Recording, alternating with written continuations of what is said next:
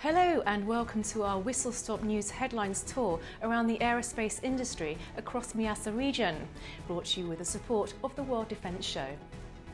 3 fuel trucks exploded, killing 3 people, and a fire broke out at a construction site at Abu Dhabi airport, injuring staff on Monday, in what Yemen's Iranian-backed Houthi group said was an attack deep inside the UAE capital. Forces from the Saudi-led coalition launched retaliatory airstrikes on Yemen after the claim was made. Bahrain-based Texel Air has celebrated the delivery of its latest addition to its fleet, and the very first in the region, a 737-800 Boeing converted freighter. A second BCF is due to arrive in September. These new aircraft will enable Texel Air to carry out larger cargo volumes to new destinations across the Middle East, India, Turkey and East Africa. Do look out for a special report of this freighter newcomer on our YouTube channel. Wizz Air Abu Dhabi marked its 1-year anniversary on the 15th of January.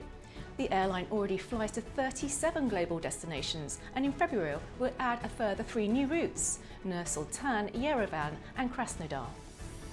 Dubai's Emirates airline is among a number of carriers cancelling 777 flights to the USA, following ongoing concerns about the potential effect of 5G communications network and aircraft systems. 9 routes were cancelled on Tuesday, with President Tim Clark telling CNN the carrier had not been aware of the extent of the problem until then, and called it one of the most delinquent, utterly irresponsible episodes he had seen. French manufacturer Alcim has announced the sale of an ALX simulator for use by the Côte d'Ivoire Air Force.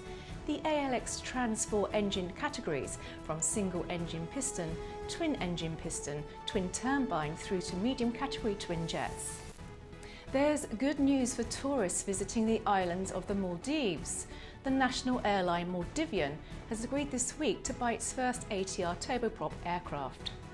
Meanwhile, plans for the low-cost India to UK air flight Flypop took another step forward this week. A second A330-300 joined the fleet at London Stansted Airport. It will be used to carry cargo during route-proving flights. No wonder the team celebrated with a party. And finally, Uganda Airlines has been ranked as the first youngest fleet in Africa by date provider CH Aviation. Its fleet has maintained an average of 1.15 years. Jambo Jet ranked second with its fleet averaging 2.78 years old, while Air Seychelles was ranked third with an average fleet of 4.3 years in the Middle East and Asia region. It was Flydubai that topped the youth bill. Well, that's it. With all the concern over increasing risk of drone attacks, it is no wonder that the World Defence Show, which takes place on the 6th of March, is reporting great demand to participate in the Riyadh event.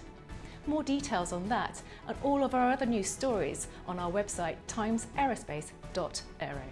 Goodbye.